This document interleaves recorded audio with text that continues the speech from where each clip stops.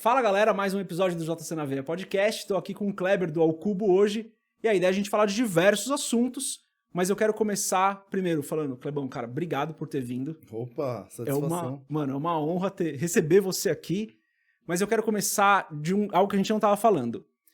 A gente gravou um tempo atrás com um amigo nosso, grande amigo nosso, que é psicólogo, assista um podcast com o Binho, e ele atende clinicamente, é pastor da nossa igreja, e ele faz um exercício que são os dedos de gratidão. Eu não vou fazer o exercício completo, vou fazer a metade do exercício. Fala pra mim 5 coisas pelas quais você é grato do dia de hoje.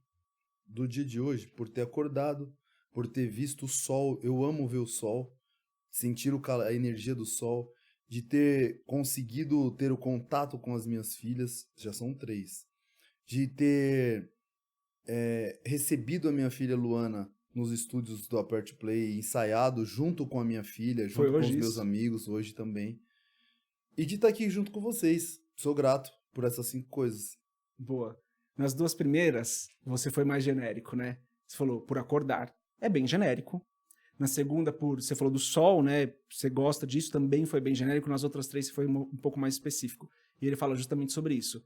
Como, ao agradecer, as pessoas têm dificuldade de agradecer porque elas são genéricas. Não tô falando que você fez errado, e ele também não fala que você fez errado. É que, assim, essa questão de ser genérico, de falar do acordar e da natureza, ela acaba sendo relativo, porque tem muita gente que não dá atenção e relevância para aquilo que nós devemos ter.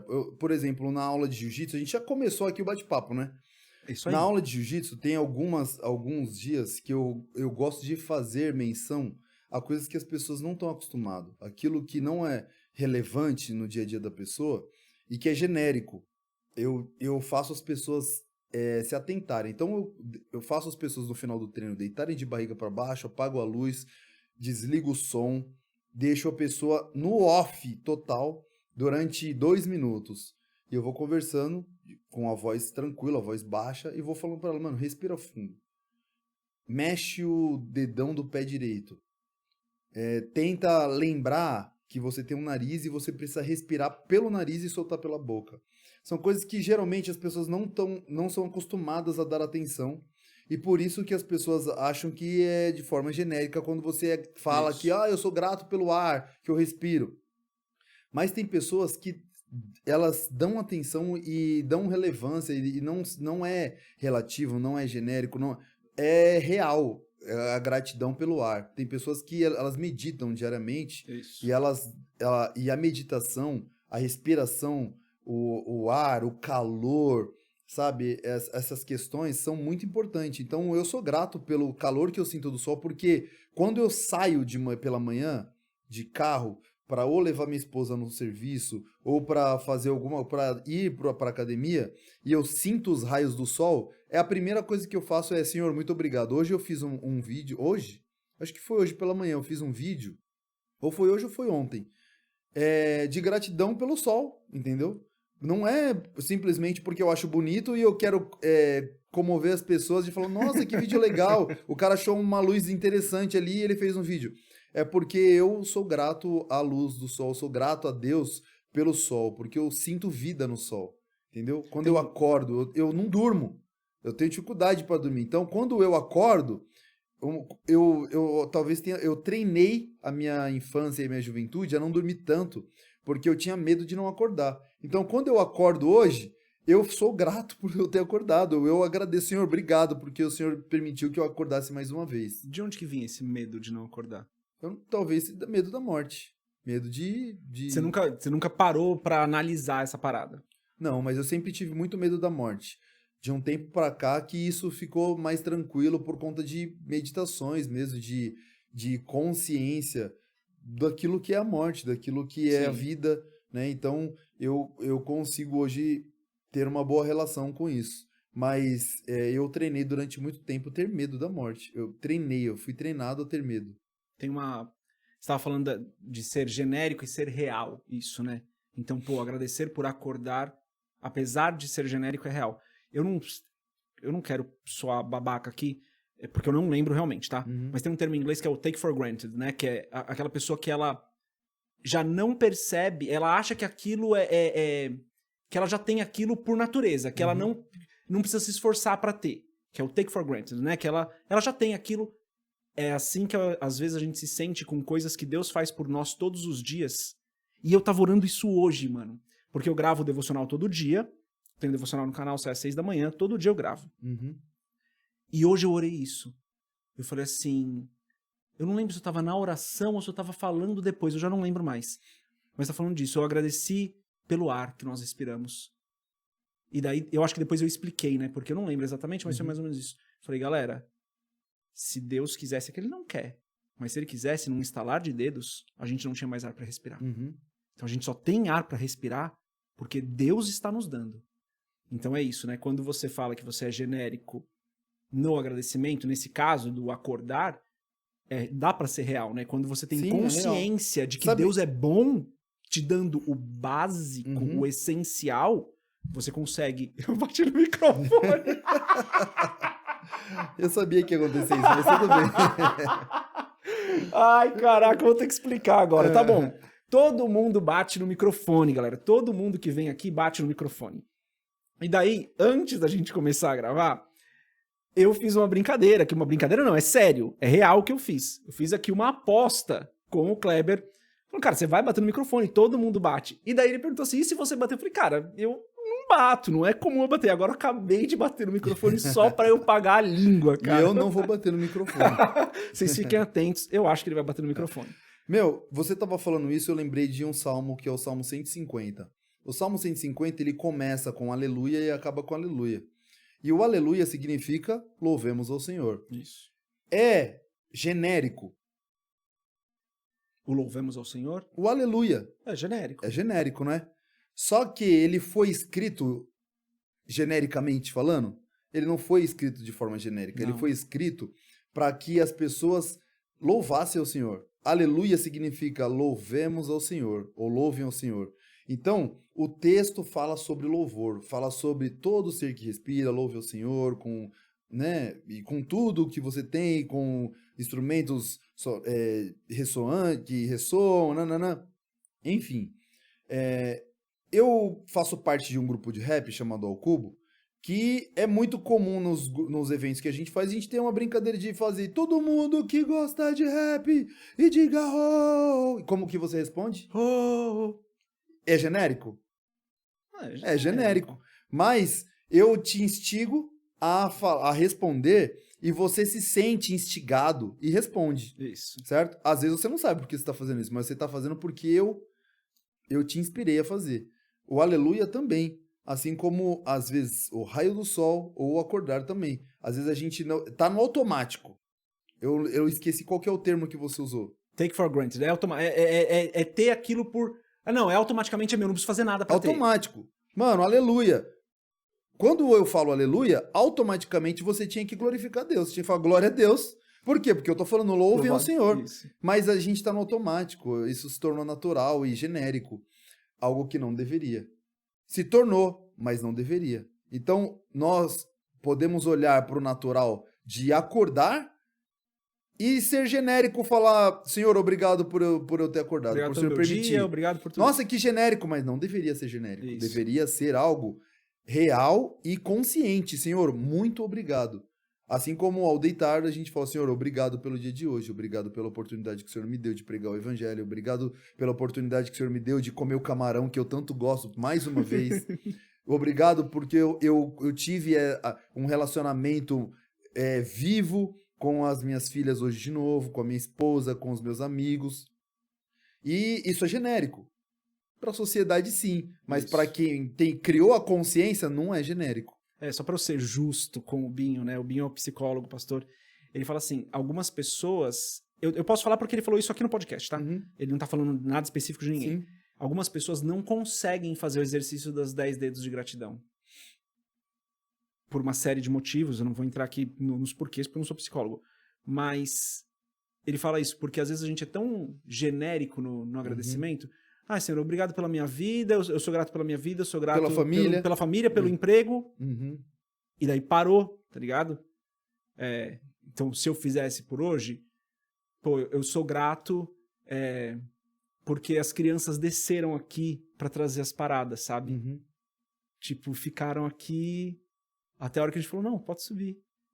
Super comportadas, super... Uhum. Não são assim sempre, claro que não. Eu sei que meu filho vai ver isso, ele vai editar, vai fazer os cortes desse podcast.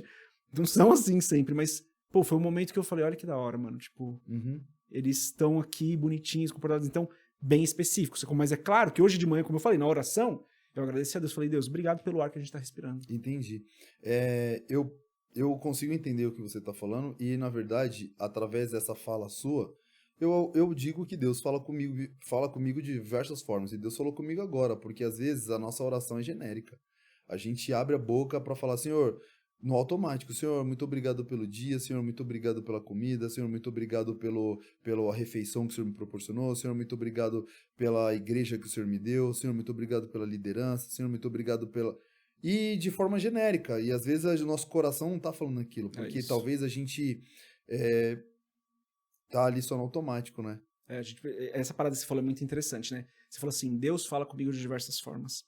E eu já ouvi muita gente dizer que André, cara, eu tenho o blog e o canal há bastante tempo já, então eu já recebi muitas dúvidas.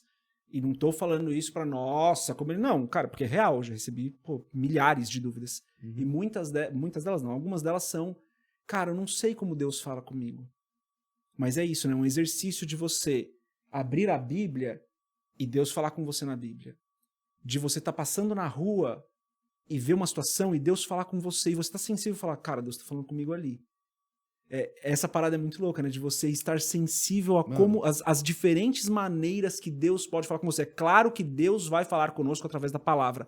É claro que Deus vai falar conosco numa ministração que você está ouvindo, mas às vezes no dia a dia, mano, você pega uma parada e fala, opa, Deus tá falando comigo aqui.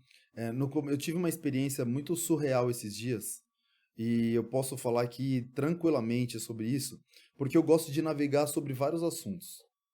Vários assuntos eu gosto de ler, de pesquisar, e às vezes eu não fico tipo 1 mês ou 2 meses estudando sobre esse assunto. Às vezes eu estudo sobre o assunto 2 dias. Canso, volto depois de 2 anos a ver o assunto de novo. Mas, por alguma coisa, por alguma situação que eu não sabia explicar, eu comecei a querer estudar sobre as pirâmides do Egito, sobre o início de algumas civilizações, sobre algumas questões geográficas e históricas, e tipo assim, por questões de... eu não sei explicar.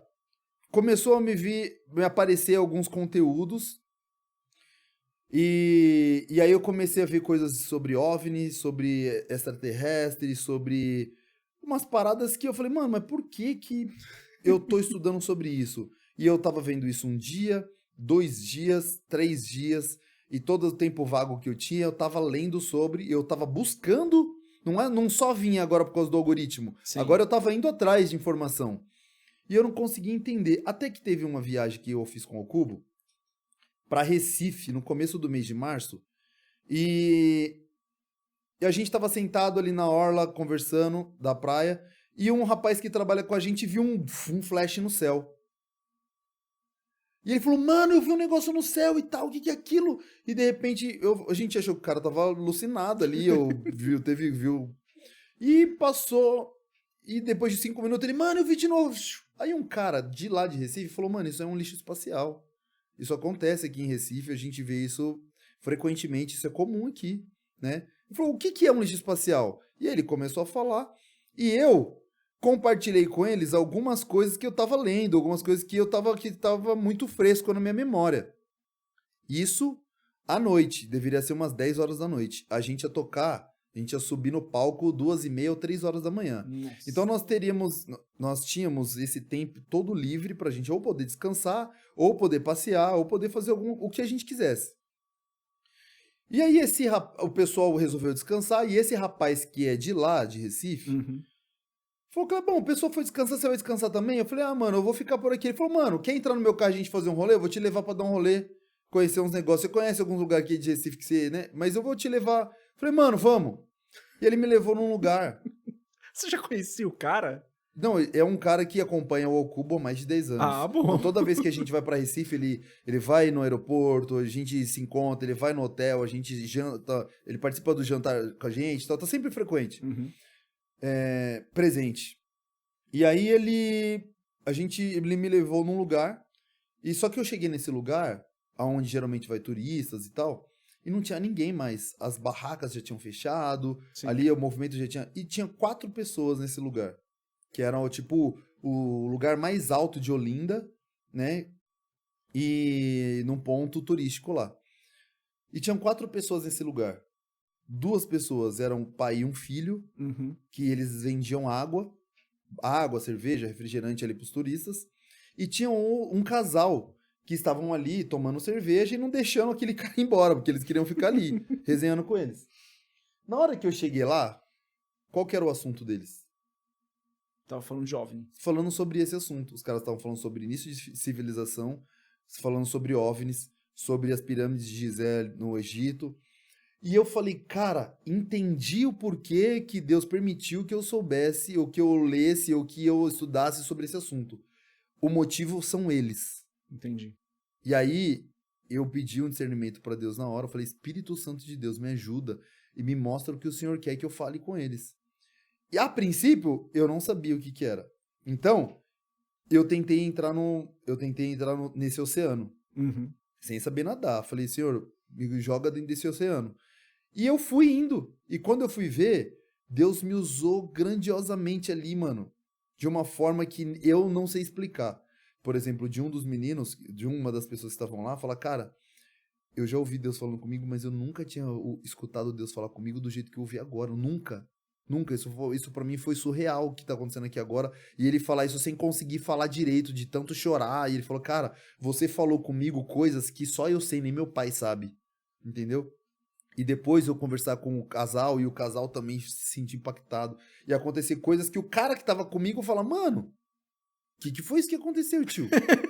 E eu consegui entender que aquilo que eu tinha vivido na orla com o pessoal que viu um lixo espacial, que eu nem sei se era um lixo espacial mesmo, e as coisas que eu tava estudando tinham sentido, tinham Sim. um fundamento que na verdade era chegar naquelas pessoas e Deus me usar para falar através de uma liberdade. Eles me ouviram porque eles sentiram que eu tinha o mesmo assunto. A gente tava. Eu tava navegando no oceano que eles estavam ali já tinha um tempo.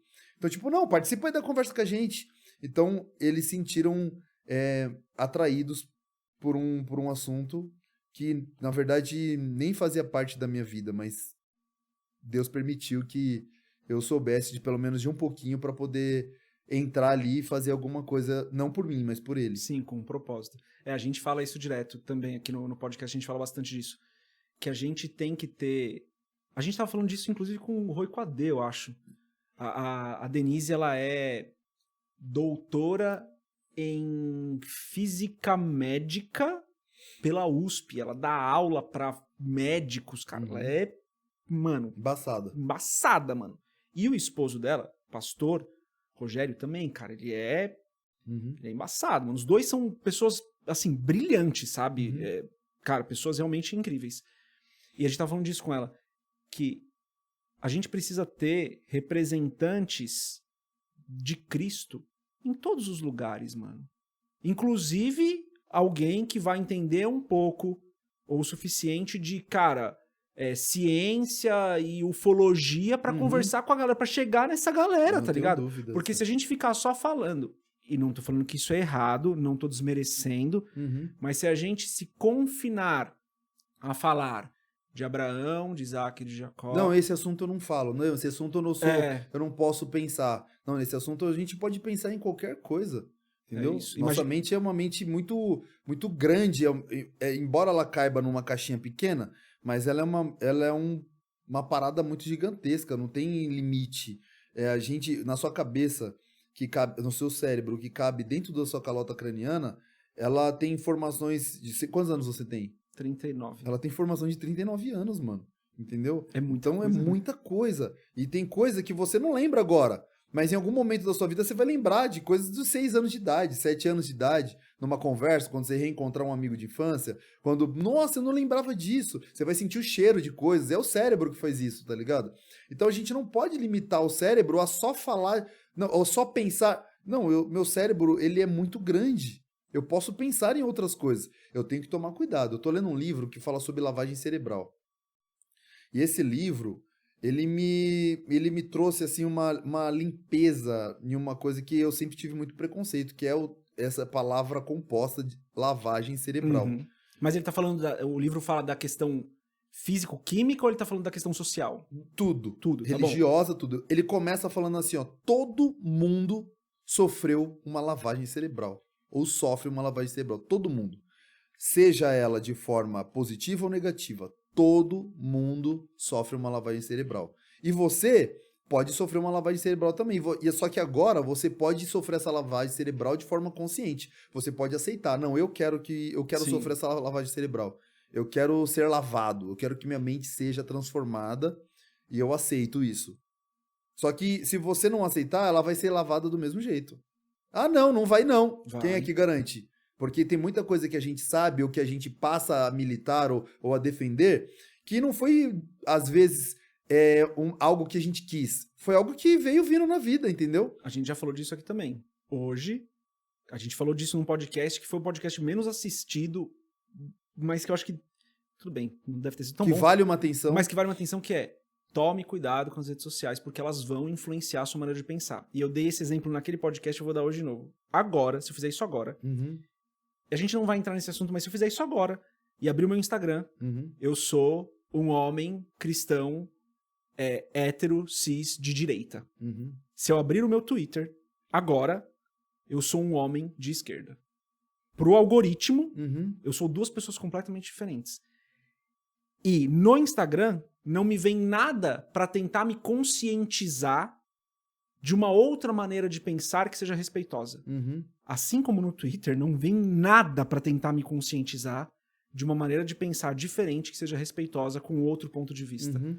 Então, assim, você pode até não querer sofrer uma lavagem cerebral hoje, mas hoje, eu acho que mais do que nunca na história da humanidade, você vai ser influenciado pelo que você tá, cara, o tempo todo Sim. vendo, tá ligado? E é tão cabuloso isso, que isso acontece na moda, isso acontece na música, isso acontece na igreja, isso acontece no trabalho, nas escolas, isso acontece em todos os lugares. Mano, e isso se popularizou hoje por conta da tecnologia. Mas isso sempre teve. Porque é tipo assim, mano, eu não gosto desse tipo de óculos. Eu não gosto desse tipo de óculos. Até os artistas que eu gosto tá usando. Exatamente. E aí eu vou... Mano, e se eu comprasse um óculos desse só pra eu ver como que fica? E aí a gente passa... Por exemplo, durante décadas e décadas, o rap, ele tinha um preconceito, mas um preconceito gigantesco com vestimenta. Um rapper, ele tinha que usar calça larga, Isso. ele tinha que usar camiseta larga, ele tinha umas características, entendeu? Ele jamais ele aceitaria o rap jamais aceitaria um rapper vestido de poperô. Um rapper jamais Nossa, jamais! aceitaria. O que é um poperô? É um cara que usava calça larga com a camisetinha apertada. Entregou pra caramba a idade, mas É. tudo bem. Porque ninguém mais fala poperô, mas tudo bem. Mas não aceitaria um rapper underground ou gangsta usar uma roupa de lagartixa, que eram os caras que gostavam de dançar, Sim. entendeu? Então, hoje você vê os artistas de rap usando as roupas que jamais, mano, usaria na década de 90 e no começo dos anos 2000, entendeu? Os rappers que eram contra os negros que eram contra de descolorir o cabelo, hoje você vê esses mesmos caras usando o cabelo descolorido. Por quê? Influência. A lavagem cerebral, de certa forma, alcançou todos nós. E alcança em algum momento. Só que em algum momento, a gente tem a oportunidade de escolher. Eu quero sofrer essa alteração. Eu aceito sofrer essa alteração. Eu quero conhecer mais sobre isso e eu aceito ser lavado e transformado através desse princípio, tá ligado? E se não for dessa forma, vai ser de outra. Vai ser colocada a goela abaixo. Se a gente espiritualizar um pouco a parada, e porque eu creio que, sim, tem um sentido espiritual em tudo. tudo. A própria Bíblia fala sobre isso, que a gente tem que renovar a nossa mente. Uhum. E é isso. A gente foi treinado a vida toda a pensar de uma determinada maneira, a se conformar com o mundo, a pensar como o mundo, e vem o evangelho e fala, cara, é uma contracultura. O evangelho é uma contracultura. Fala, não, cara, você tem que... Pega tudo que você aprendeu e esquece isso. Cara, o jeito é esse aqui, sacou? Quando Jesus vem e começa a falar com os fariseus, hoje eu estava meditando no devocional de hoje, em Mateus 19, e Mateus 19, Mateus 18, ele não lembra exatamente qual, Mateus 19, Jesus começa a trazer um choque de realidade ali para os discípulos. Uhum. Tem a história do jovem rico, daí ele fala de como das crianças chegarem a ele, porque nós temos que ser como crianças. Então ele começa a chocar os discípulos para falar, galera, a maneira como vocês pensam não é a maneira do reino. Então, Tinha lavagem cerebral? Claro. Então, porque a palavra, o termo lavagem cerebral, ele tem uma conotação muito pejorativa, né? Mas o preconceito que nós temos eu não quero ninguém lavando a minha mente. Isso. Eu não quero sofrer Mas essa você vai lavagem sofrer, cerebral. de qualquer Mas jeito. você vai sofrer. Se você não escolher ser lavado pelo que você quer ser lavado, a lavagem vai acontecer. Olha só, nós temos um exemplo bíblico também, que é o primeiro exemplo que nós temos de lavagem cerebral, que é o do Jardim do Éden. Sim. O que aconteceu no Jardim do Éden da serpente com a mulher, com a Eva, foi uma lavagem cerebral. A serpente poderia ter pego uma madeira e dado na cabeça de Eva.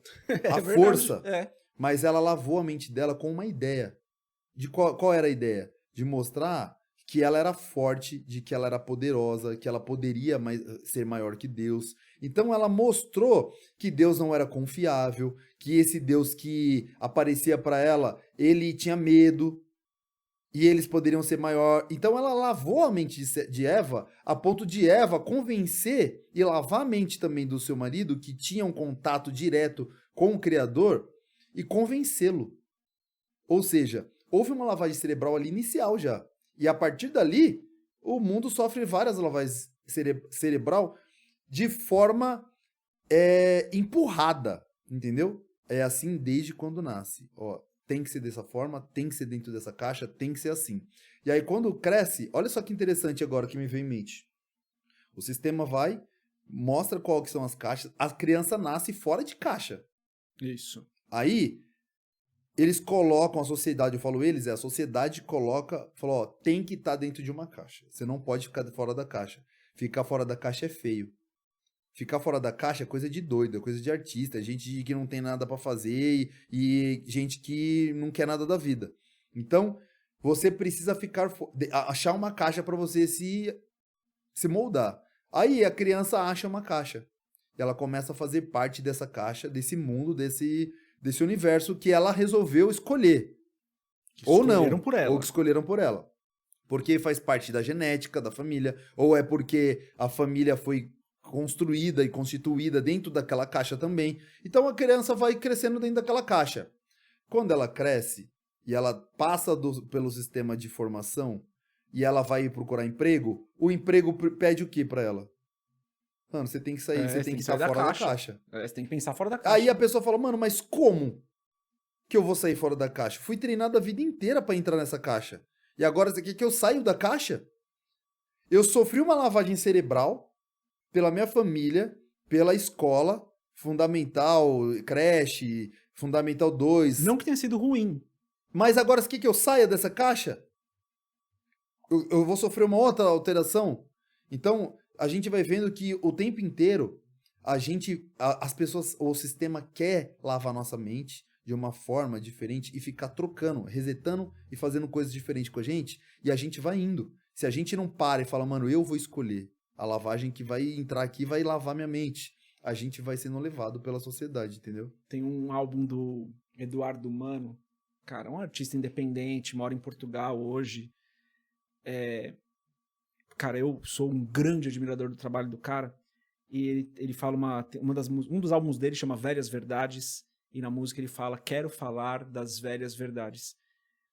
Tem essa lavagem cerebral, concordo, de novo, o termo é pejorativo, certamente eu não usaria esse termo em uma conversa comum sobre o mesmo assunto. Entendo que a gente está trazendo por conta do livro.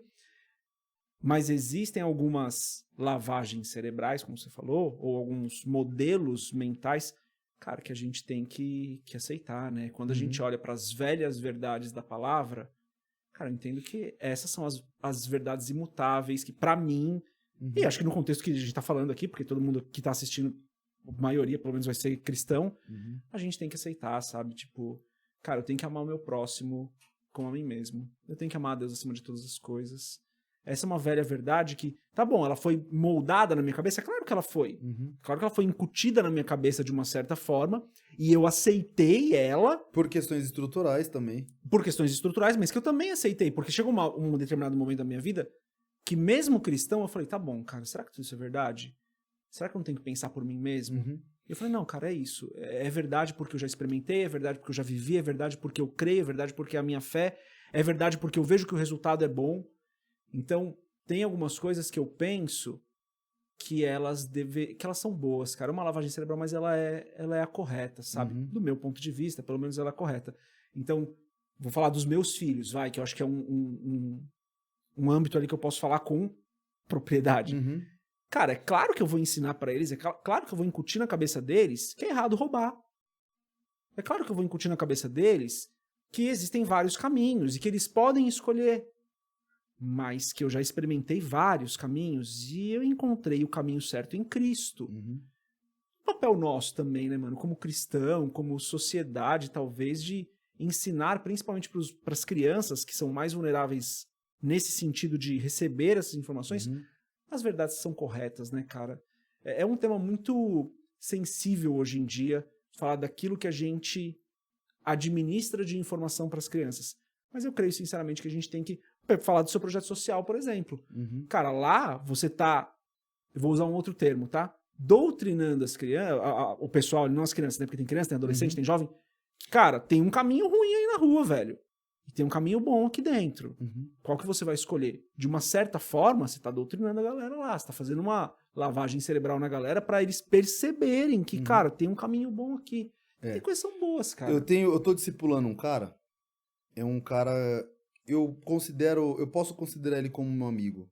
Não é um cara que tá todos os dias comigo, mas ele já esteve bastante dias de semanas comigo, mas hoje não tanto mais. Mas eu tô discipulando ele e a gente se vê aí pelo menos de 15 em 15 dias uma vez pra gente poder bater um papo.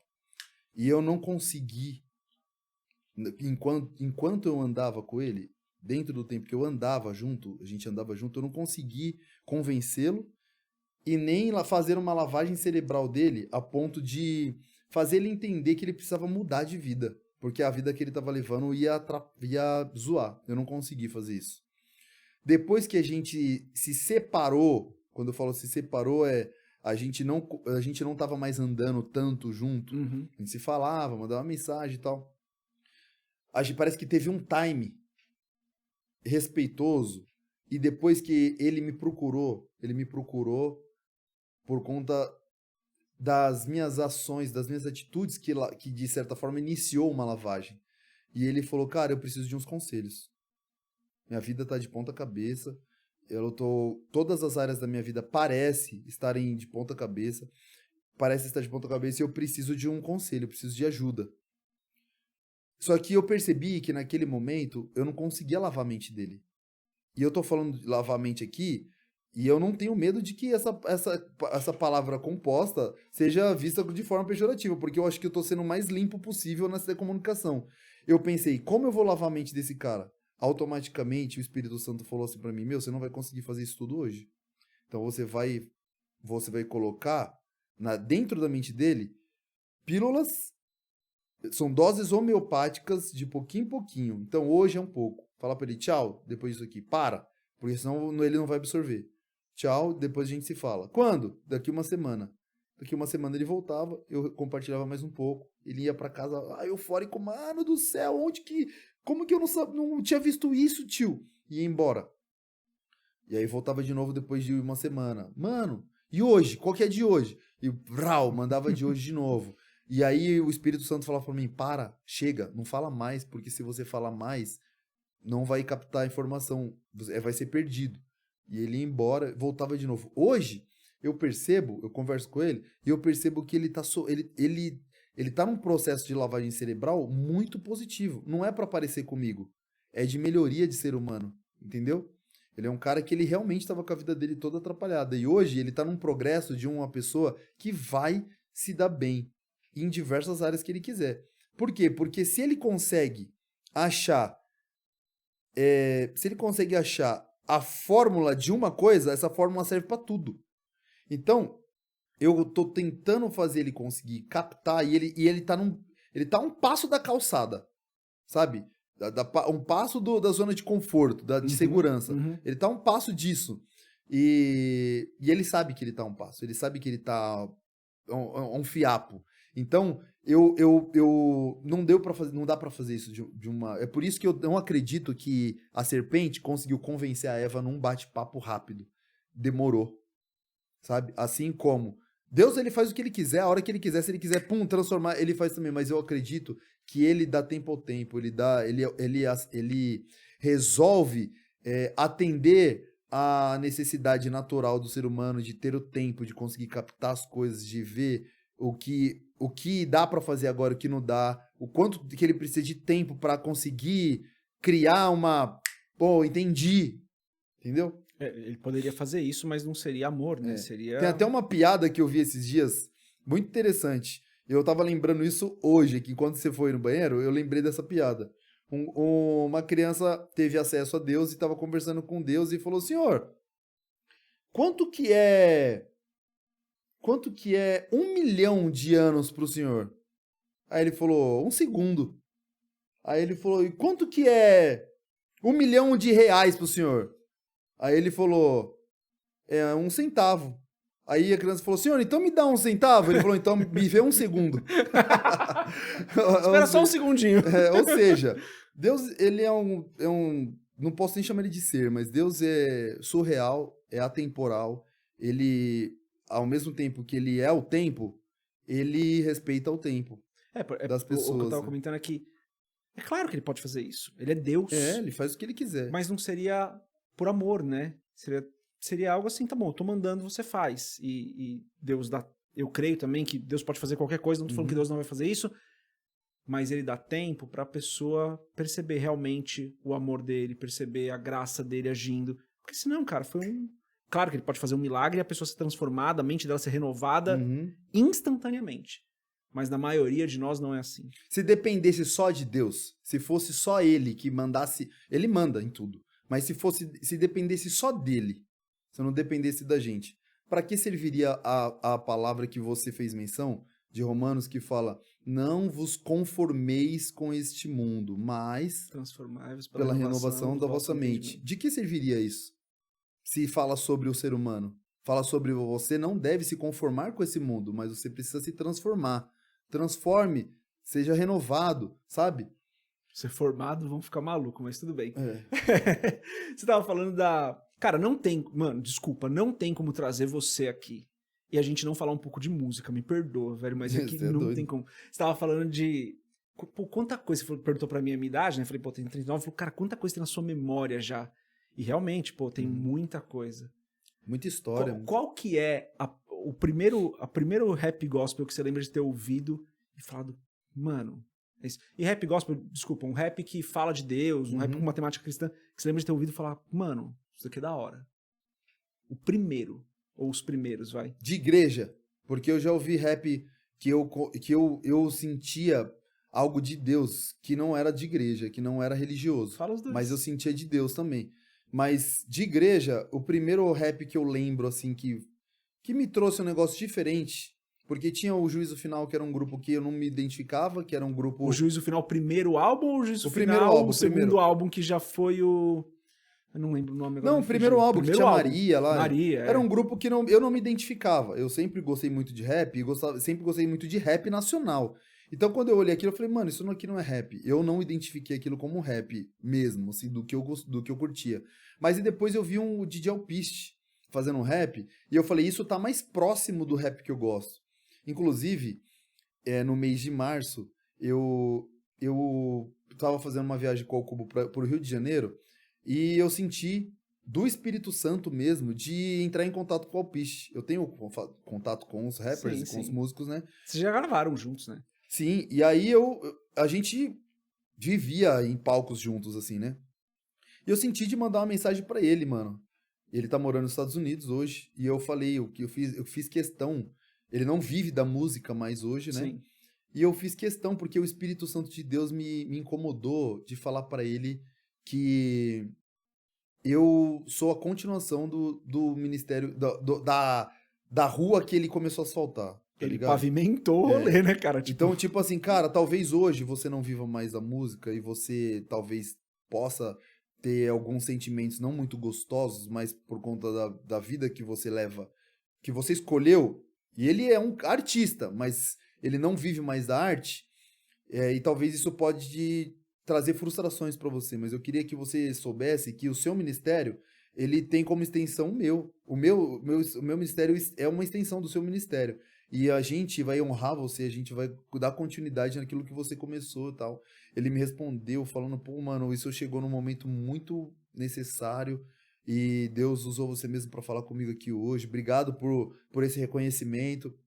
E foi uma música do DJ Alpiste, umas músicas que me marcaram, sim, né? Eu lembro de um disco do DJ Alpiste que foi produzido por um produtor secular e o DJ Alpiste chegou de uma forma...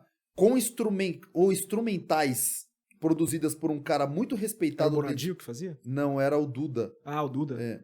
O Duda Não, era o Grandmaster Duda. Ah, tá bom. Era um DJ produtor da época que tinha muita relevância na época da cultura hip hop da década de 90, começo de 2000. E quando a gente viu isso, quando eu vi isso, eu falei, caramba, mano, que louco. O cara...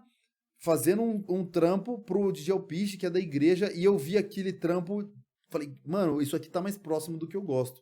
E aí, isso me trouxe mais, tipo, vai que rola, vai que dá. Tá A primeira ligado? vez que eu vi o Alpiste foi... Cara, hoje eu tava ouvindo esse álbum do Juízo Final, inclusive. Que é o primeiro, chama Juízo Final, né? Uhum. O segundo foi Ficha Limpa. Acho Que daí que já mudou a formação e tal, que tinha Juízo Final, Ficha Limpa, pode crer. Uhum. Que daí era bem diferente, já era um... Era mais puxado pro rock e tal. pra um skate ali e tal, uma vertente assim. O primeiro que eu me lembro de ter ouvido foi Juízo Final. Maria é a música que pega, né? Tem as primeiras músicas ali que falam sobre drogas e Pô, tal. balada errada. Pô. Era bem... Cara, era rústico, né, velho? Pô, você pensa que isso foi feito em 90 e nada, né, cara? Acho que até... Aquele grupo foi formado, na minha opinião, foi formado porque eles viram a necessidade de fazer algo para um público periférico, né? E não tinha ninguém que fizesse uma música com essa característica dentro do circuito que eles criaram, que era na época Gospel Records, que era do pessoal da Renascer. Então eles tinham ali uma organização e eles falaram, a gente precisa criar um produto que se comunica com essa galera, até porque as igrejas deles eram de periferias e tal, então eles queriam se comunicar. E se comunicou muito, eles venderam muito disco e assim, deu muito bem. Mas eram músicos ou eram pessoas que não faziam parte da cultura hip hop, na minha opinião, porque não era um rap clássico, entendeu? Não era um rap clássico, não era... Quem curtia rap não curtia o Juízo Final, entendeu? Da minha memória, eles foram os primeiros que eu ouvi. Eu ouvi Alpiste ainda na Banda Kadosh, antes, eu falei disso com a Aluna também, na Banda Kadosh, antes dele fazer uma carreira solo ali. Serão não ser, terão não ter razão. Nossa, eu nem lembrava, é isso mesmo. Eu acho que essa, inclusive, foi junto com a Banda Kadosh ainda. Foi a primeira vez que eu ouvi, porque eu gostava muito de Banda Kadosh. Cara, só, mano, há muito tempo atrás. Mas, cara, eu lembro claramente, assim, quando um brother meu, Osmar, chegou e falou, mano, você precisa ouvir isso. E era um álbum, cara, 3 mano na capa de terno, tá ligado? Capa marrom. Falei, mano, Apocalipse 16, mano. Esses caras de terno aí. Era o Arrependa-se, né? O Arrependa-se, primeiro álbum. Era CD, né? Ele comprou, ele falou, mano, você precisa ouvir. Cara, eu ouvi, eu falei, é isso, velho. Já tinha ouvido o Juízo Final, já tinha ouvido... Você chegou com os 2 pés no peito. Os 2 pés no peito, mano, você é louco. E eu ouvi e foi fantástico. Passou um tempo, voltei a falar com esse cara, daí ele me mostrou o CD de vocês. Depois de muito tempo. Porque Isso. depois do Arrependa-se, o Apocalipse 16 ainda lançou o Segunda Vinda Cura, que é, mano, pra mim, melhor disco do Apocalipse 16, o melhor, né? fácil, do Apocalipse 16 é fácil o melhor disso, cara. Contos da Sul. Quando eu vi Contos da Sul, eu falei, mano, É embaçado. olha isso aqui, olha o que esses caras Não, é estão um disco fazendo, fenomenal mano. É mesmo. fantástico. Mano, não tem... Cara, assim, eu não me lembro de uma música que eu falei assim, isso daqui tá ok. Cara, cada faixa era uma faixa que você falava, nossa, e o encarte muito bem feito. Naquela época tinha tudo isso, né? Sim. O encarte muito bem E feito. o cê é Apocalipse louco, mano. 16, ele se tornou uma referência pra quem curtia rap dentro da igreja. Quem curtia rap, quem escrevia e quem... Eram poucos os grupos, né? Mas tinha alguns. E era a referência principal, tá ligado? Por quê? Porque era um grupo de rap com afrodescendentes, pessoas que faziam rap clássico, com DJ, MCs, pessoas que falavam não só de questões teológicas, mas também falavam de questões sociais. Isso. Então é um rap clássico. Contos da Sua cara, é social. Contos da Sul, Muita Treta, entre outras músicas também. E aí a gente olhou e falou, cara, isso aqui, a gente que eu digo, a galera que andava comigo na época, falou, mano, é a nossa referência e se tornou uma referência pra essa geração toda. E logo na sequência, surgiu um selo, uma gravadora independente deles, que era a Sete Taças, que assim, não só foi uma gravadora forte dentro do circuito evangélico cristão, Mas na cena do mas rap. na cena do rap, mano, É. entendeu? De ganhar premiação, de concorrer com gravadoras grandes dentro do rap e ser premiado e ter uma certa relevância com muito respeito. Então se tornou assim a referência pra gente de como trabalhar de forma profissional, respeitosa, tá ligado? E fazer a parada sendo a referência fora e dentro da igreja. Não, a tá importância, cara, a importância do Arrependa-se, a importância do Segunda Vinda Cura, cara, o Segunda Vinda Cura, olha, eu ouso dizer que é o álbum que eu mais ouvi na minha vida, cara, porque era fantástico, mano, era fantástico, todas as músicas eram, pra mim, todas as músicas eram boas. Daí conheci o primeiro CD de vocês, que espero que não me falhe a memória, capa amarelinha, os 3 na grade ali e tal. Fundo. Respire Fundo, isso. Daí comprei esse, daí depois veio o acústico, se eu não me engano, comprei o que acústico. eram as mesmas músicas do Amarelinho, que era o Respire Fundo, Isso. só que ao vivo. Na gravação fez o DVD, inclusive, não Isso, foi? Teve DVD, eu não tinha o DVD, eu tinha o CD. Daí veio da capa vermelha, que eu não vou lembrar Entre o nome, Desespero e Entre Desespero e Esperança. Comprei o Entre Desespero e Esperança. Daí que começou a vir internet, e daí, putz, era mais fácil de ouvir por aí e tal. Aí depois veio Um Por Todos, é. teve o Fôlego, e agora a gente lançou um disco que, na verdade, é um disco aleatório. Quando eu falo aleatório, é porque a gente foi lançando single atrás de single no meio da pandemia, e aí depois a gente fez um compilado e chamou isso de disco, de álbum, né? Mas é que agora mudou tudo, né, velho? Tipo, a maneira como você lança mudou, a maneira como você chega nas pessoas mudou. É o que eu falei, cara, antigamente eu fiz muito isso. Tem que ir na loja ou na Conde, cara, ia na Conde, juntava dinheiro pra ir na Conde pra comprar um monte ali, porque era muito mais barato do que você comprar na loja, tá ligado? Pra ouvir e ver se você gosta, porque você não sabia nem se você gostava, tá ligado? Você comprava e você não sabia se aquele negócio ia dar certo no seu ouvido ou não. Cara, tive gratas surpresas. Não sei se você conheceu, mano, um cara que, putz, influenciou muito também a minha maneira de pensar, foi a Mauri Fontinelli. Putz, cara, um cara fazia uma parada muito diferente, assim, né? Muito diferente, mas era legal pra caramba. Mas era isso, eu comprei o CD do Mauri Fontinelli sem saber se era bom, mano. Podia ter me decepcionado pra caramba. Sim, mas tinha vários caras muito bons. Tinha o Robson Nascimento, que tinha um disco da Banda Rara. Você lembra da Banda Rara? Sim, tinha um claro. disco da Banda Rara que tinha Robson Nascimento, aí tinha o Robson Nascimento fazia um rap lá no meio também, tinha o Maurílio Santos. Cara, o Robson Nascimento é um artista extremamente flexível, velho. Ele faz umas paradas que é fora da caixinha. Ele fez uns sambas, ele fez umas paradas que eu não sei se você ouviu, cara, são fantásticas. Eu ouço velho, muito ele. O cara é bom demais, Na minha casa mano, todo mundo gosta. muito flexível ele faz, e tudo que ele faz com qualidade, tudo que ele faz bem feito, mano. E dentro, desculpa, pode falar. Eu queria fazer menção, que eu falei, e talvez isso... mas existia uma música que te inspirou, que não era uma música religiosa, mas que fazia você sentir algo diferente da parte de Deus? Sim. Sim, tinha 2 músicas em específico, mas eu queria fazer menção de uma, que era de um grupo chamado A Talíbia Firma, que era um grupo secular, e eles tinham uma música que chamava Salve o Rei. Que era salve o rei, o nosso superstar, tá ligado? E eu ouvi essa música, cara, eu falei, mano, eles estão falando de Deus, tio, nessa música, tá ligado? E era uma parada assim, mano, eu ficava extasiado, eu ouvia essa música, tipo, 3, 4, 5, 6, 7 vezes, e era uma época de disco, não era época de CD, Sim, então sim. eu tinha que colocar no disco, no E toca-disco, voltar ali na agulha. é.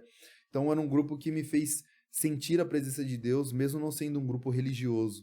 E, em específico, uma música do Racionais MCs também que me fazia mexia comigo de uma forma que eu não sabia explicar. Eu não sabia explicar o porquê que eu sentia aquilo, mas era algo bom, era algo muito gostoso e que me conectava em Deus, tá ligado? Que era a música Fim de Semana no Parque, era uma música que me deixava muito próximo de Deus. É uma música muito diferente, né, É. cara? Ela sabe a letra inteira. É uma música muito diferente, né? É uma música pra cima, é uma música Uhum. é bem diferente de algumas outras que eles têm. Você pega, putz, cara, a temática é outra. É. Então, realmente, é uma música mais pra cima.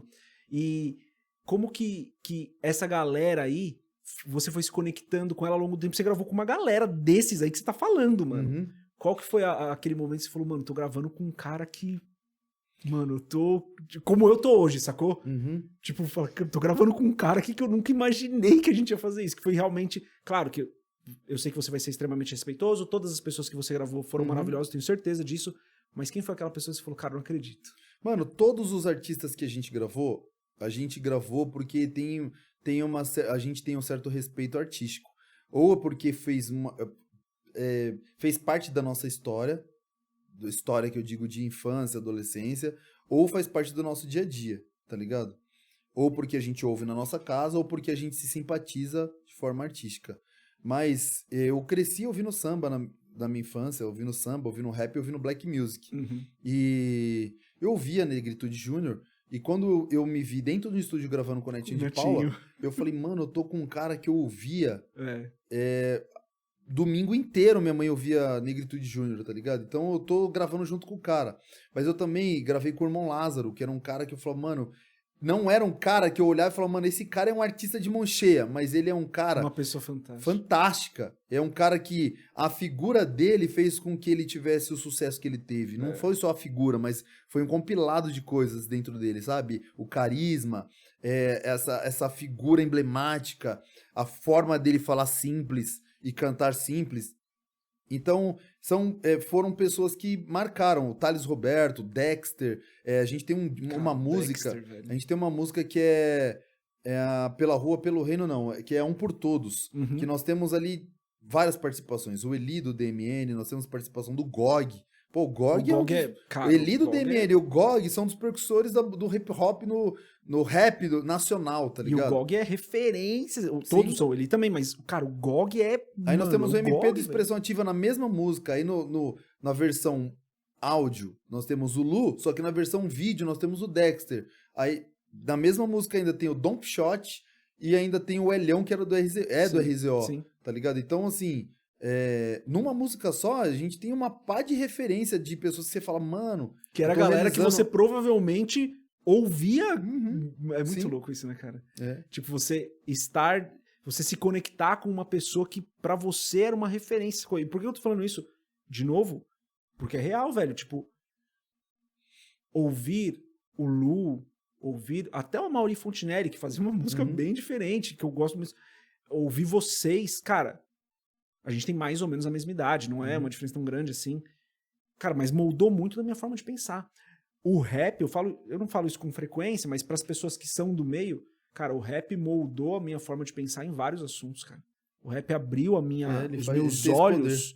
Ele abriu os meus olhos para questões sociais, abriu os meus olhos para questões de discriminação, abriu os meus olhos para questões políticas que só tinha acontecido na minha vida através de alguns livros, sabe? De algumas leituras bem específicas, de filosofia e tal, porque na adolescência eu lia muito filosofia, eu lia muito... Tudo que aparecesse na minha frente eu lia, sabe? E o rap foi o que me fez... Cara, você tem que olhar... A vida não é esse mundinho que você vive aqui. Tem um cara que ele é de Foz do Iguaçu, ele chama Rivaci. É um cara que a gente se tornou amigo. E ele um dia falou, Clebão, queria fazer a gente é amigo, mano, queria ter uma música junto com você e tal. E eu falei, mano, vamos fazer uma música junto. Eu produzi essa música e eu fui até lá, Foz do Iguaçu, a gente gravou o videoclipe da música. E essa música, a gente fala exatamente disso. A gente fala o que o rap fez com a gente. O que o rap secular e o rap cristão fez com a gente. Tá ligado? Então eu cito ali um modelo na primeira parte da música. Eu falo, era uma vez um moleque, cor de terra, cabelo meio black, fera no fute, o 7 boot, era um que chute hatch, ouvia de um rap dormindo, acordando longe do back, dos pés de break, com um sorriso leve sons. E aí eu vou falando que ele tem um envolvimento na escola e a professora começa a falar de algumas coisas, a professora fala de umas coisas que pra sala de aula é profundo, mas pra ele é raso, porque ele começa a citar Cora Coralina, Nietzsche, vai citando algumas coisas, a professora fala, mano, quem que é esse menino? Esse menino é de onde? E aí eu falo, esse menino é da onde surgiu o grupo tal e o grupo tal, e aquele outro grupo que canta, sabe quanto eu lutei pra fazer você feliz? Ela fala, manda eu chamar o pai dele, please, vai e diz que o caso é emergencial, aqui ninguém odeia o Cris, passei uma lição e ele ensinou geral. Eu dei uma zero dele. Ele me deu Coralina e Nietzsche. Diz que aprendeu nos grid notórios do rap de MC de Rashid. Sabe, as linhas que entraram no ouvido tomaram. E aí eu vou falando que, tipo assim, o rap, ele ensina um monte de coisa que a escola não ensina. O rap ensina um monte de coisa que a igreja não ensina. O rap ensina muita coisa que a casa não ensina. Porque ele tem uma preocupação social, o rap, tá ligado? Assim como a igreja ensina muita coisa que o rap não ensina. Isso, claro. A igreja ensina muita coisa que às vezes a casa não ensina. Porque a igreja tem uma preocupação espiritual e religiosa, tá ligado? E uma preocupação social, tem um papel social da igreja. Tem. Claro que tem um papel religioso, tem um papel espiritual, mas tem um papel social também, né? Mas é isso, cara. A igreja tem uma responsabilidade. A igreja tem uma responsabilidade social, mas o rap, ele se manifesta como responsável disso. A igreja não se manifesta como isso. Ela tem essa responsabilidade, ela faz muitas igrejas, ou na sua maioria, faz o que é muita coisa social, mas não se manifesta como deveria. Sim, ela não se manifesta representando o menos favorecido, ou a pessoa que tem ali a necessidade de ser cuidada, assim como a igreja foi fundada para cuidar dos órfãos, das viúvas e dos estrangeiros. Quem faz isso hoje, muito de forma popular, é o rap e as músicas alternativas, né? As culturas alternativas. O rap abriu meus olhos para várias coisas que talvez até eu passava e não percebia, ou vivi, não enxergava, sei lá, e para coisas que eu nunca vivi, cara, e não tava na minha realidade, mas eu falei, cara, tipo, por exemplo, ouvir Facção é uma letra que ela não vai descer pra ela, tá ligado? Uhum. Não vai descer pra ela. Tipo, se eu colocar Facção pra tocar no carro, ela vai falar, troca. Mas quando você ouve Facção, e você que é uma letra que eu recomendo pra poucos, assim, porque realmente é pesado, mas você se coloca no olhar, você se coloca no lugar da pessoa dele, do Dum, por exemplo, sabe? E claro que nem tudo é história dele, mas que ele participou de alguma forma. Você fala, cara, sim, é isso que acontece. Esse é o pensamento. Esse é o pensamento de quem tá naquela situação, sacou? Eu não lembro exatamente o nome da música, porque eu sou ruim de memória, mas tem aquela música que ele fala, desculpa mãe, eu não pedi. Acho que é Desculpa mãe, inclusive, o nome da música, eu não lembro. O seu papel devia ser cuidar de mim. Isso, eu não pedi pra nascer. Então eu falo, cara, se coloca na situação dessa pessoa que ele tá descrevendo, do personagem que ele tá descrevendo. Aquilo abre a tua mente pra falar, mano, tem uma parcela da população, no caso dessa música percentualmente pequena, mas que sofre algo que você nunca vai sentir. Você nunca vai ter noção do que é. E, cara, o Facção, ele tinha essa habilidade incrível de colocar em palavras aquilo que nem mesmo eles viviam, talvez, na pele, sacou? Mas por identificação. Cara, era uma capacidade inenarrável de se identificar com a dor alheia e conseguir traduzir isso de uma forma que você se identificasse. Eu não sei se você ouviu muito Facção, mas, cara, eu ouvi muito Facção, tá ligado? Eu sofri uma lavagem, e eu vou falar de novo disso, com um compilado de culturas. Eu fui recebido pela igreja, eu fui recebido pela cultura hip hop, eu fui recebido pelo jiu-jitsu, eu fui recebido por essas culturas que cada uma dessas culturas são culturas muito fortes. Sim. Umas que se preocupam mais com algumas coisas e outros que se preocupam mais menos com essa e mais com aquela. E eu peguei que eu digo assim, eu acabei me tornando faixa preta em quase todas essas culturas. Então eu sou um dos principais integrantes de uma das principais bandas ou grupos de hip hop no Brasil. Eu sou faixa preta de uma equipe que tem relevância. Eu sou presidente de um projeto social de jiu-jitsu que tem muitos adolescentes e crianças, e também sou pastor de uma igreja evangélica. Então, eu sofri alterações e peguei muitas informações de todas essas 3 culturas.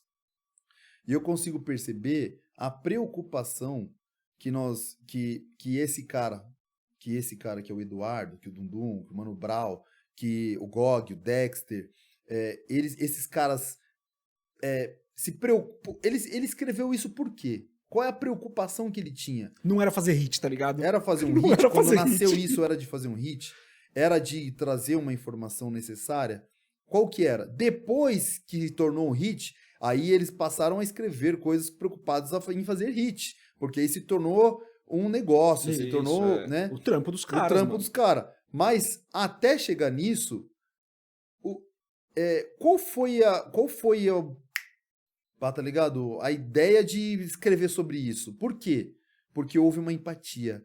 Eu olhei para a situação daquela pessoa e falei, mano, por mais que eu não passe o que aquela pessoa tá passando, eu preciso escrever sobre isso para ajudar pessoas que passam por Pra aquilo. dar visibilidade. Mano, aquela pessoa passa a mesma coisa que eu, então eu vou somar a minha história na história daquela pessoa e vou escrever para outras pessoas que têm uma história parecida se identificarem e perceber que elas não estão sozinhas no mundo, entendeu? Então, eu escrevi uma música chamada Filhos, que é uma música muito forte, é uma música que fez mal pra gente, por exemplo, quando a gente escreveu. E quando eu trouxe essa música, por exemplo, pra Dona Kelly, que é minha irmã de sangue, eu falei pra ela, ó, essa música aqui é uma música que eu escrevi com a alma. Eu sangrei, mano, sabe, pra escrever essa música, e eu vi você cantando essa música, e essa música vai fazer sentido pra muita gente, tá ligado? Muita gente vai se identificar com isso. Mas foi muito difícil pra gente gravar essa música. Mas o que fez a gente gravar? O que fez a gente gravar uma música que pra gente falar sobre aquele assunto era difícil?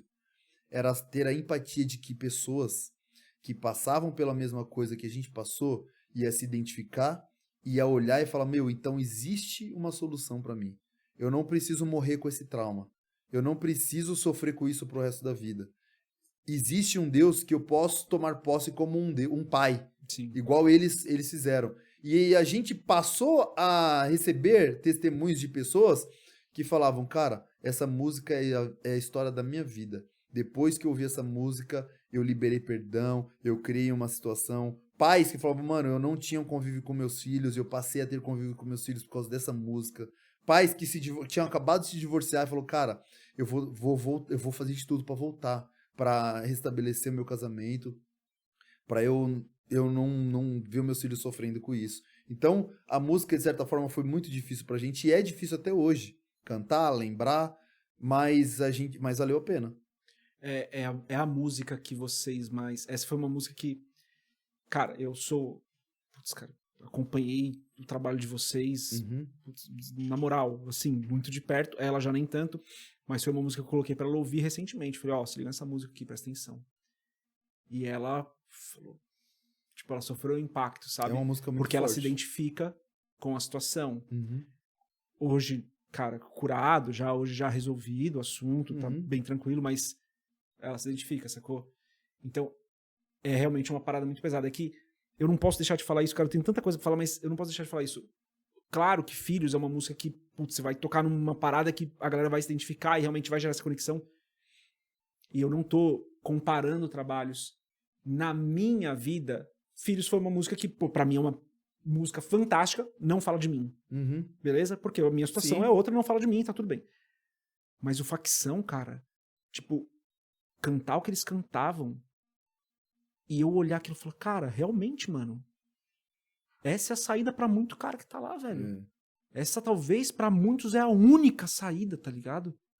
Então, me gerava não uma identificação, mas uma consciência, sacou? Assim como Filhos gera uma consciência, como você falou, num casal que acabou de se separar, que talvez não Você tava olhava pensando nisso. com um olhar de empatia e falava, mano, eu te entendo. Eu te entendo, eu te entendo, cara. Tipo, por mais que eu não concorde, eu entendo, mano. Uhum. E o que eu faço a partir daí? Mas eu queria... Deixa eu voltar na outra pergunta agora, senão eu vou me perder. Não que eu vou me perder, mas é que eu vou ficar falando de facção, cara. Não me julguem, tá, galera? Eu ouço facção, eu ouvi muito facção, eu ouço facção. Não, eu não tenho por que julgar, ué. Você é livre. Eu sei disso, mas Mas as pessoas querem te escravizar isso. É que facção é osso, cara. Mas, cara, eu amo, assim, são letras que me fazem abrir a cabeça. Mas, além de filhos, qual foi a música, ou qual foi o relato que vocês receberam, ou que você recebeu, de algo que impactou a vida das pessoas? Você falou, caraca, mano, que da hora isso. E eu não tô falando isso pra que você se engrandeça. Uhum.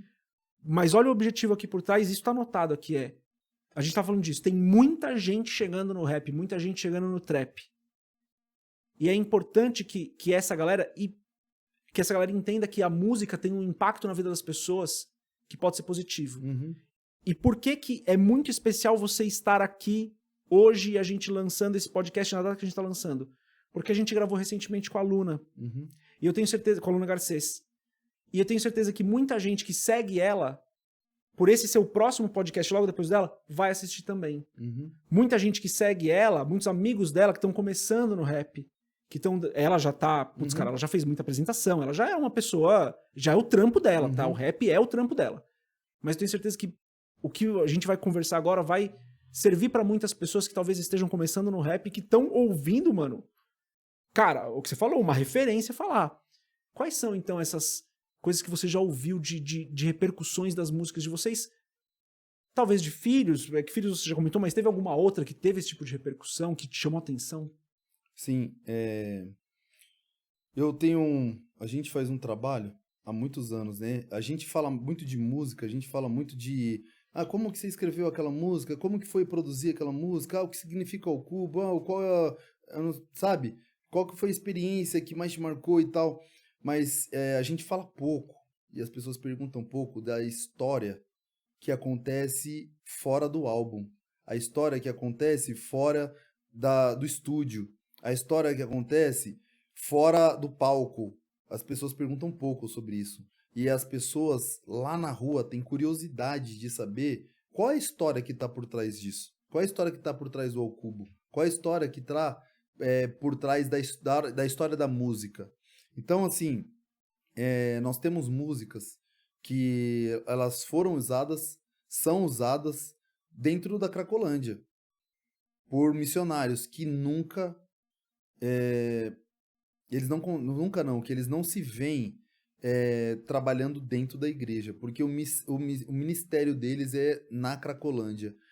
Rua. Pregando o evangelho, fazendo assistencialismo, cuidando, fazendo curativo, dando comida e pregando o evangelho, tá ligado?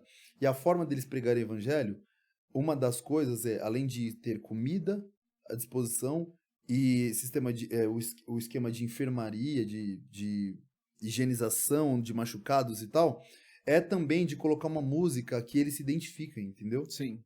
Então, por exemplo, eu chego na Cracolândia, nesses projetos, que eu vou ou com o Cubo ou sozinho, e os usuários me conhecem. Os usuários de crack na Cracolândia me conhecem. Falou, mano, você não é maluco do Cubo lá? E eu tô junto com um pastor que tá lá todos os dias. Você não é maluco do Cubo lá? Sou eu. Aí o pastor, é ele mesmo, não falei pra você que eu ia trazer o cara aqui, tio.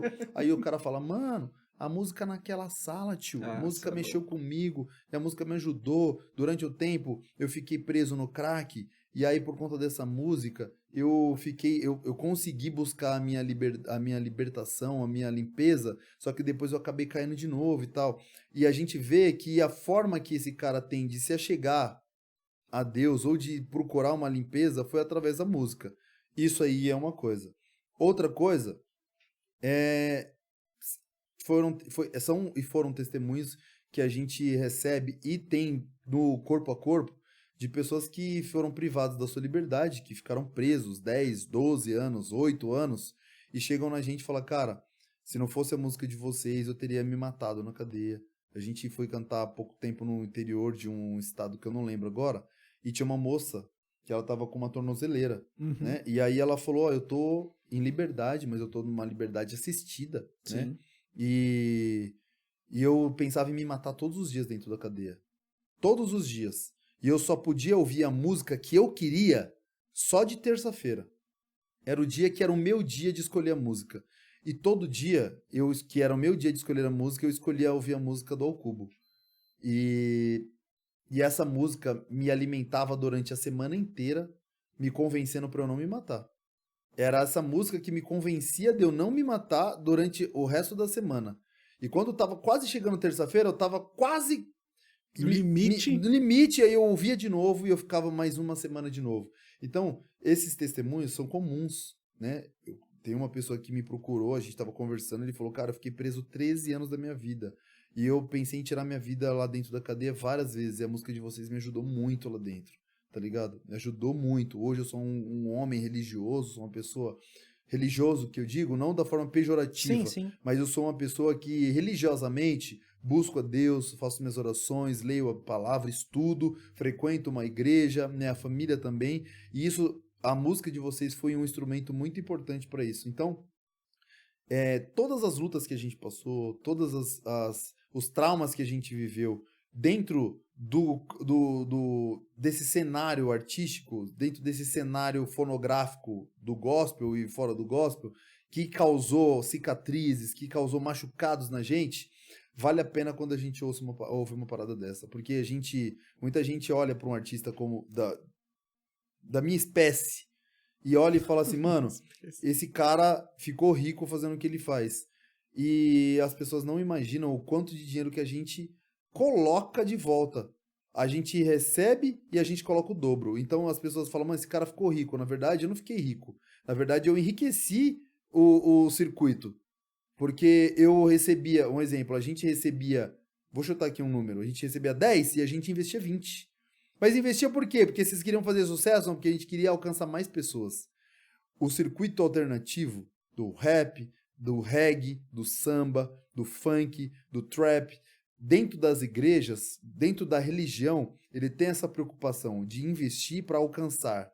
Eu não estou falando isso, eu não estou falando aqui contra estilos musicais populares, Sim, como claro. worship, eu não estou falando nada disso, que esse povo faz música para ganhar dinheiro, não é. Não estou falando isso. O que eu estou falando é sobre os circuitos que eu conheço e que eu faço parte. São circuitos preocupados em evangelização, em salvar pessoas na sua totalidade. O investimento mano, esse cara tá estourado na internet, deve estar ganhando dinheiro. Esse cara tá reinvestindo essa grana. Porque a preocupação dessa galera é essa. É isso aí. Eu falo por mim, pelo meu grupo e pelos meus parceiros de hip hop também. Pelos mais próximos ali. Você tava falando de reinvestir, né? Teve grupos já que procuraram vocês pra falar sobre isso. Falar, cara, a gente surgiu porque a gente ouviu vocês. Porque a gente queria, tanto no secular quanto no gospel. Teve algum que você falou, mano, chamou sua atenção? Sim, mano, sim. Tem muitos, assim como eu precisei de uma referência, muita gente que tá chegando, que tá estourando agora, os caras, eles viram, a gente foi os asfaltadores da pista que eles estão andando agora também, entendeu? A gente conversa bastante com muita gente e muita gente fala, poxa, mano, ainda bem que vocês, né, ainda bem que vocês surgiram. Dona Kelly como uma Nossa, figura feminina para as meninas que fazem rap não só cristão, mas fazem rap nacional, né? Foi muito importante a figura dela também. Cantando, rimando, tendo uma postura de mulher séria, não de uma mulher que o pessoal estava acostumado a ver, né, artisticamente falando, mas uma mulher séria, que imponha respeito da forma de cantar, de falar, que tenha uma posição ideológica, tá ligado? Isso foi muito importante para a construção de várias mulheres, várias meninas também. Até hoje, se eu falar besteira, você me corrige tranquilamente, mas até hoje, o rap ainda é um lugar muito masculino, né, cara? Você pensa em número de mulheres de expressão dentro do rap, e daí eu tô colocando gospel e secular. No gospel, então, nem se fala. Uhum. Mas, num geral, cara, ainda é um lugar muito masculino, né? Sim, o rap é um lugar muito masculino, e os lugares de poder, quando eu falo de poder, é porque o microfone te dá poder, né? O lugar de poder na sua totalidade, são homens que estão ali. Os pastores que lideram as igrejas, né, os donos de De gravadoras, gravadora, de de produtora. produtoras, os grupos de rap que tem maior relevância. Se eu falar pra você, mano, cita 5 artistas de rap, você vai citar. É muito provável que você não vá lembrar de uma artista feminina dentro desses 5. Se eu falar 10, talvez você coloque. Mas 5, você que é homem, você vai falar, Racionais, RZO, Facção Central, Ao Cubo, tem uma mina no Ao Cubo, tá ligado? Mas você não vai lembrar da mina do Ao Cubo, você vai lembrar do grupo Ao Cubo, entendeu? A gente tá falando disso com a Luna e a gente listou, né? É a Kelly, é a Dina G, a Camila CDD, a Negra Lee.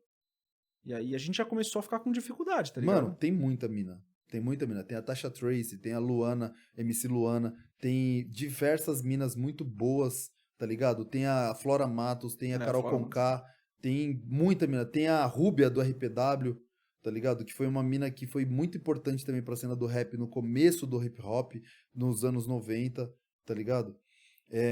Entre outras figuras, mano, que são muito fortes, mas não são tão populares assim. Não tem tanta proeminência na cena. É popular, mas não é tão popular.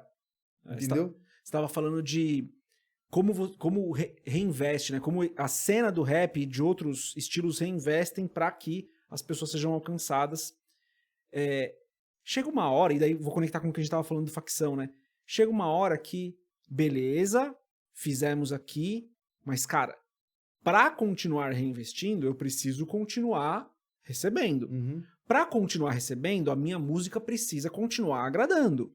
Para minha música continuar agradando, cara, eu tenho que, né, tomar ali alguns cuidados. Uhum. Como que ao longo do tempo vocês foram conciliando? Porque eu acredito que no primeiro álbum, talvez tenha sido, não sei, mas talvez essa tenha sido menos a intenção. Mas depois como que vocês começaram a conciliar? Cara, eu tenho que fazer uma música que, putz, vai estourar, pelo menos quando era álbum ainda, né? Dentro do álbum tem que ter pelo menos 1 ou 2 ali que vão estourar, mas eu preciso passar uma mensagem cristã, no caso, porque no caso do Ao Cubo, uma mensagem cristã e uma mensagem social. Como que vocês foram fazendo para conciliar essas 3 coisas? E por que eu tô perguntando isso? Tem um propósito aqui que é, de novo, essa galera que tá chegando, que hoje tá fazendo trap, que tá fazendo rap, a maioria no trap, como que essa galera vai fazer isso no futuro, sacou? É o que você tava falando, pô, você ligou pra Alpiste e falou, cara, a gente continua no ministério. O que você vai falar pra essa galera nesse sentido de composição, pra unir as 3 coisas, pra que eles continuem o ministério quando o Ao Cubo falar, pô, acho que deu a hora aqui, galera, acho que agora é com vocês. O que você fala pra essa galera? Como que eles mixam essas 3 coisas, sacou? Sim. Isso é uma coisa muito perigosa. Muito perigosa. E essa é uma das maiores preocupações de um compositor. Eu sou compositor do Grupo Ao Cubo e a maior preocupação que eu tenho eu tenho a responsabilidade de escrever uma música que vai continuar dando certo. Eu tenho a responsabilidade de fazer uma música que vai ser...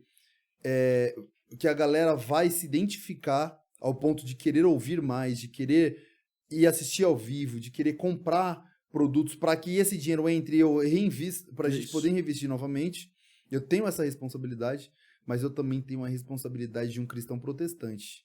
Eu também tenho a responsabilidade de um rapper protestante. Isso. Entendeu? Então, qual é essa responsabilidade? É de embutir essa mensagem dentro dos hits. É de embutir essas mensagens dentro de outras músicas que não serão hits. Então é tipo assim, mano, a gente acabou de fazer 8 músicas agora para um álbum novo que ainda não tem nome, mas ele já tem uma plástica. E aí eu escrevi todas as músicas.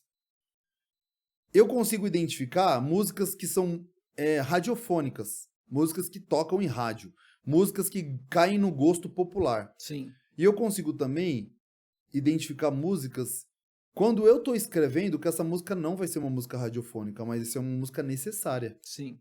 E às vezes ela não vai ser radiofônica e nem uma música para estourar nas plataformas ou nas redes sociais, que todo mundo navega. Mas eu preciso colocar lá. Eu preciso colocar essa música dentro dessa plataforma, dentro dessa rede social, para que as pessoas se conscientizem. Porque se eu só soltar no álbum, elas não... De 100 mil pessoas que ouvirão o álbum, 10 pessoas vão se atentar para essa música. Então, Sim. eu preciso fazer essa música chegar também, porque é uma mensagem importante.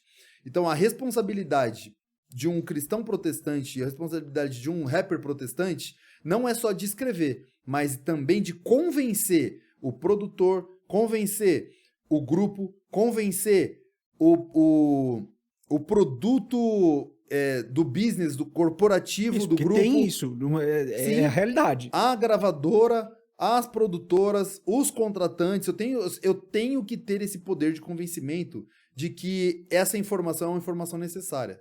Ah, mas isso, mano, isso não vai ser hit. Tudo bem, a gente vai fazer o hit tocar, mas eu preciso que essa música também toque, entendeu? Porque senão isso para de fazer sentido pra mim. Que sou um cristão protestante e sou um rapper protestante. Isso para de fazer sentido. Por que eu vou continuar fazendo? Só pra fazer música que toca? Não, pra mim não dá.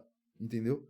Ah, mano, mas e o dinheiro? Mano, eu não sou movido a dinheiro. O dinheiro, ele serve pra pagar as contas e tal, mas eu não sou movido a isso. Entendeu? É isso aí. Nossa, eu achei que a nega queria falar. A gente tava falando de legado, a gente tava falando de pavimentar pros outros. E quais foram os sentimentos de subir com a tua filha no palco? Mano, a Luana, que é conhecida pela galera como Liuana, ela tá com 16 anos, mas teve uma temporada que ela subia no palco com a gente pra substituir a Dona Kelly enquanto a Kelly tava no momento de lactação, tinha acabado de ganhar neném. E ela não podia viajar com a gente por conta desse período de ficar em casa com o bebê pequeno. E a gente falou, mano, como que a gente vai fazer? E a gente teve a ideia de levar a Luana, que deveria ter na época 11 anos de idade, pra acompanhar a gente e fazer, e de forma bonitinha ali, fofinha, substituir a tia. E aí a gente começou a fazer isso. E foi muito interessante, muito legal, porque além dela ter nascido no meio disso tudo, né? Porque ela tem 16 anos e o Okubo tem 21. Então ela nasceu no meio disso tudo.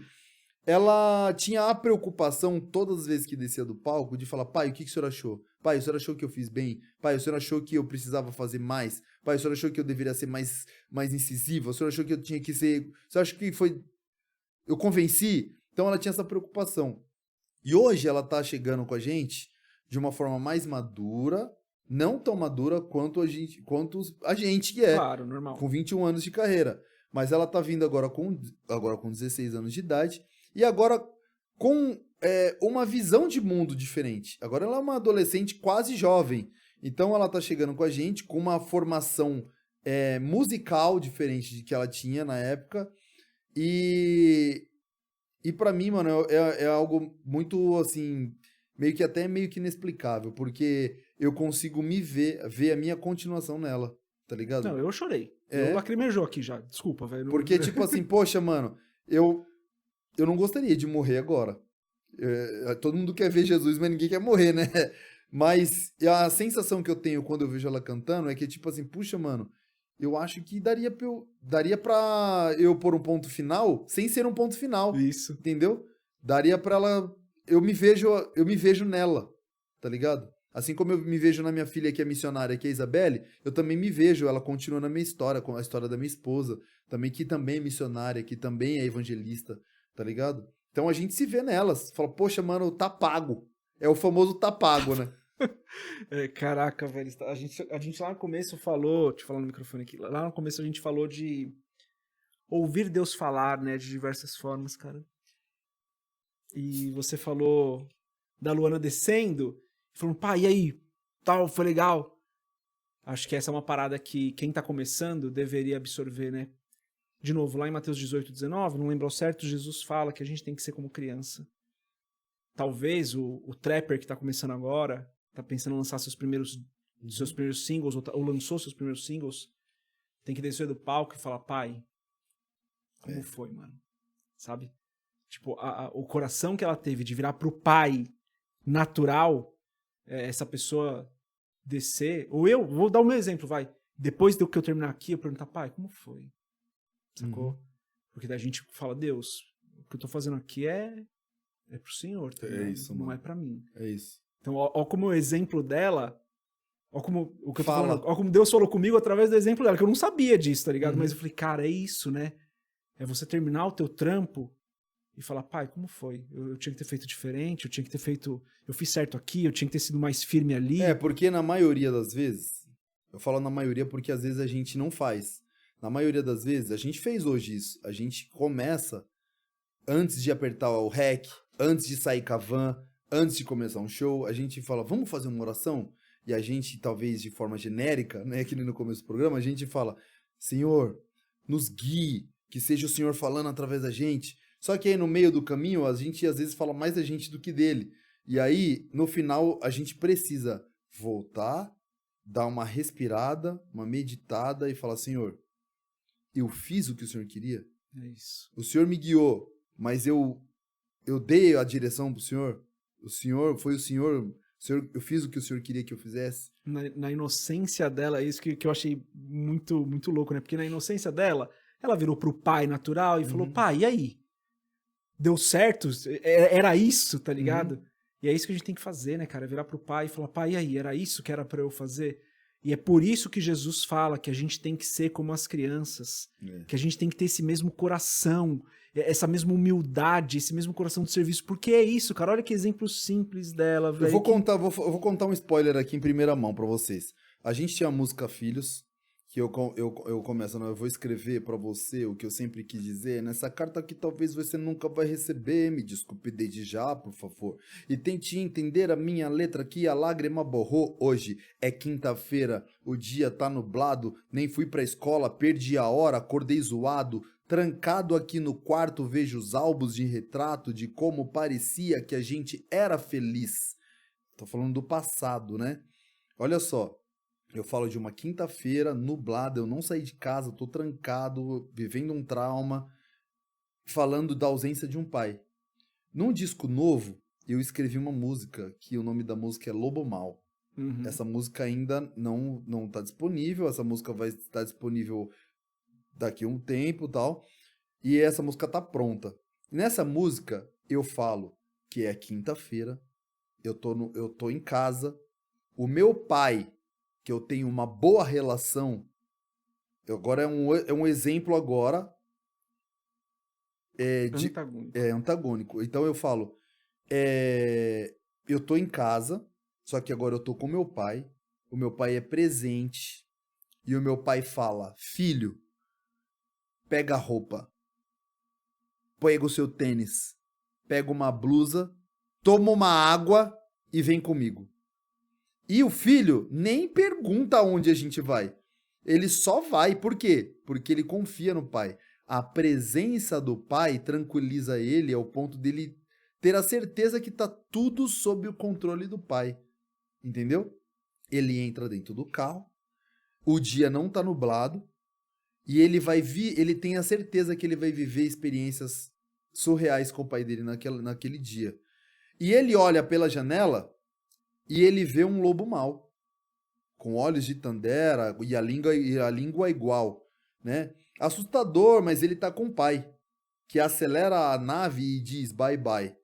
E ele diz, eu quero dizer que diferente daquela história que também acontece numa quinta-feira, o dia tá nublado, não tem o pai presente, não tem essa figura de confiança, confiabilidade, de qualquer coisa que faça menção a se sentir seguro. Naquela história, o filho não tem segurança nenhuma e tem traumas vividos e ele tá mostrando, mano, eu tô aqui trancado e eu nem sei o que vai ser da minha vida.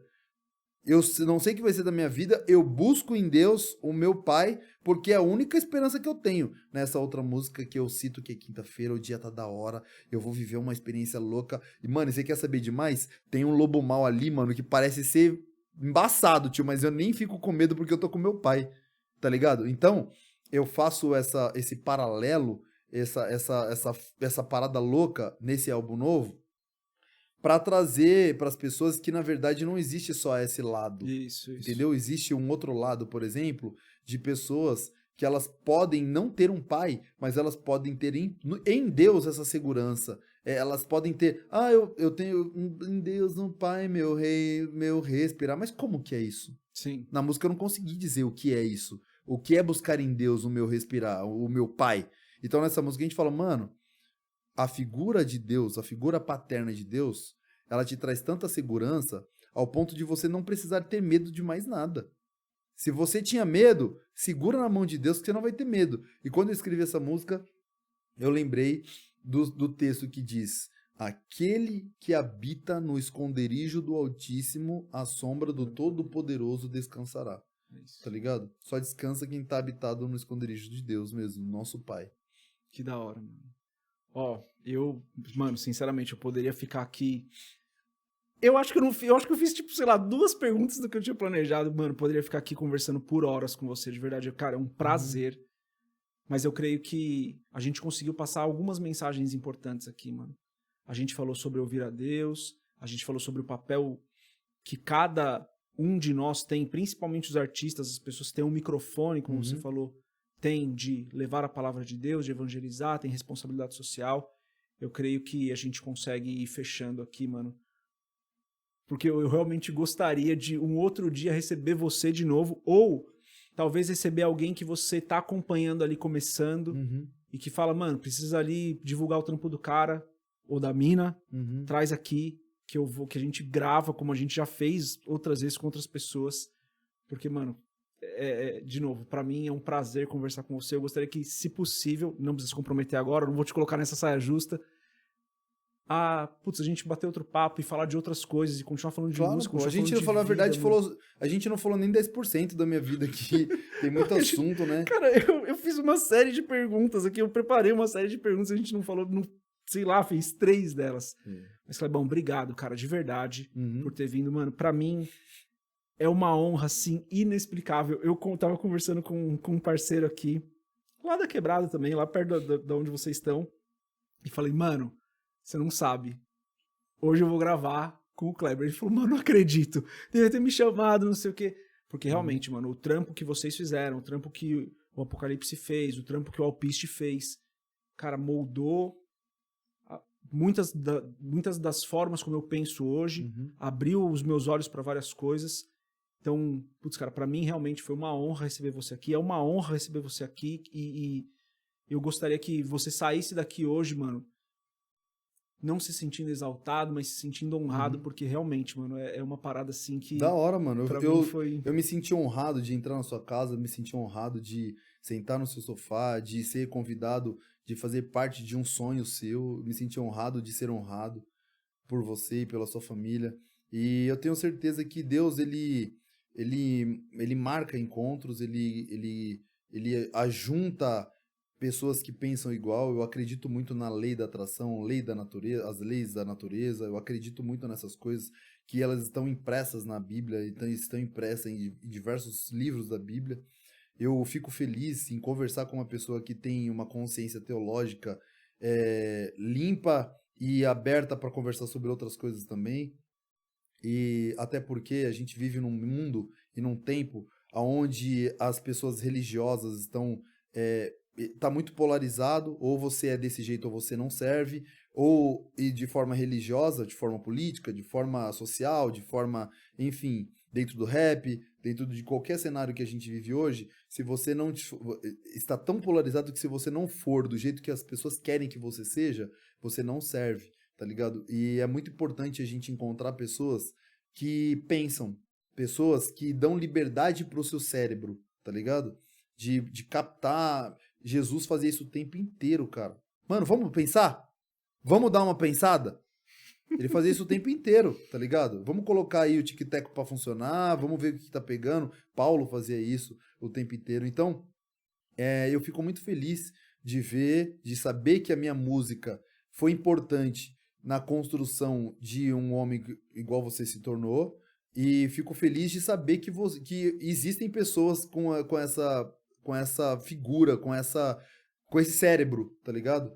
Deus abençoe você, abençoe seu projeto, abençoe seu casamento, abençoe os seus filhos, a sua casa, o seu trabalho, aquilo que você se coloca a fazer, se programa a fazer, que Deus abençoe e prospere o trabalho da sua mão. E eu creio que esse trabalho vai chegar muito longe. E falo mais, o que é chegar longe? Chegar longe eu nunca me preocupei com números.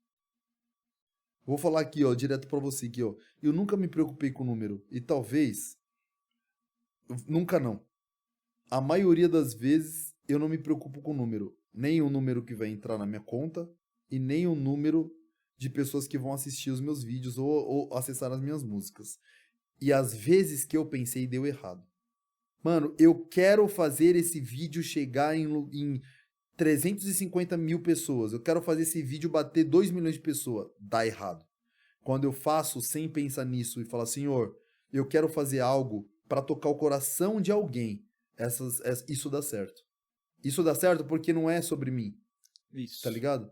Olha só, eu tô conversando com você aqui e me veio algo em mente. Quando a gente ora para Deus. Mas a oração fala mais sobre nós do que Deus. Por quê? Porque Deus pode tudo, ele já fez tudo. Deus, ele tá no passado, no presente e no futuro. Ele é atemporal, ele sabe o que aconteceu, o que acontece e o que vai acontecer, porque ele tá em todos os momentos. Então ele pode todas as coisas, certo? Certo. Então, quando eu oro, eu tô orando por algo que Deus com certeza pode fazer. Sim. E por que eu tô orando? Porque eu preciso me convencer disso. Então isso fala sobre mim, não sobre Deus. Porque Deus pode todas as coisas. Senhor, eu oro pela saúde da minha filha. Senhor, eu oro pela minha saúde. Eu estou me convencendo de que Deus é poderoso para eu acessar essa cura de Deus, que Deus já curou. Deus já, através do sangue na cruz do Calvário, ele já entregou isso tudo. Quando eu faço campanha de oração, de jejum, num monte, na igreja, eu estou só me convencendo de que Deus é poderoso para fazer. E já fez. E aí eu tomo posse disso, daquilo que já foi feito. Tá ligado? Então é isso.